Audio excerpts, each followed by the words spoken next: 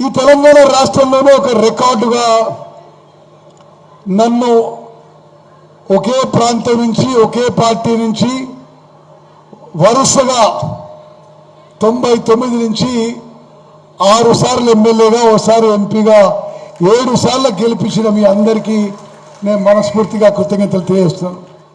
కాంగ్రెస్ ప్రభుత్వంలో మహిళలకి ఉచిత బస్సు, ఉచిత కరెంటు, ఉచిత ఇళ్ళు, ఉచిత సన్నబియ్యం అన్ని రకాలుగా మరి నిరుపేదలకి మధ్యతరగతి వాళ్ళకి మేలు చేసే విధంగా మన కాంగ్రెస్ ప్రభుత్వం ముందుకు పోతుంది.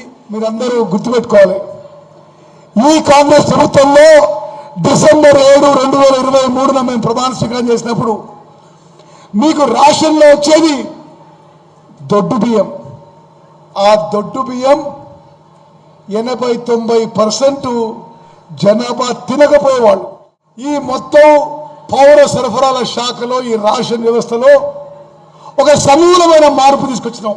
మంచి క్వాలిటీ సన్నబియ్యం ఇచ్చిన ఘనత ప్రస్తుత కాంగ్రెస్ ప్రభుత్వానికి.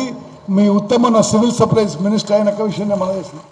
అక్కలు చెల్లెళ్ళు మీరు ప్రత్యేకంగా గమనించాలి. ఇప్పుడు మీకు వస్తున్న రేషన్ బియ్యం తెలంగాణ రాష్ట్రంలో ధనికులైనా మధ్యతరగతి అయినా నిరుపేదలైనా ఒకే రకం మంచి క్వాలిటీ సన్నబియ్యం ఇస్తుంది కాంగ్రెస్ ప్రభుత్వం. ముఖ్యమంత్రి రేవంత్ రెడ్డి గారి నాయకత్వంలోని కాంగ్రెస్ ప్రభుత్వం.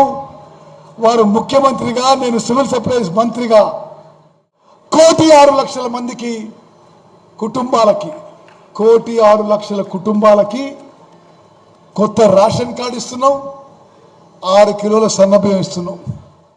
మొత్తం తెలంగాణ రాష్ట్రంలో ఈ 2 ఏళ్లలో వరి ధాన్యం కొనుగోలులో నేరుగా వరి రైతులకి 90,000 కోట్లు ఇచ్చిన ఘనత కాంగ్రెస్ ప్రభుత్వం చెప్పి నేను మనం చేస్తున్నాం.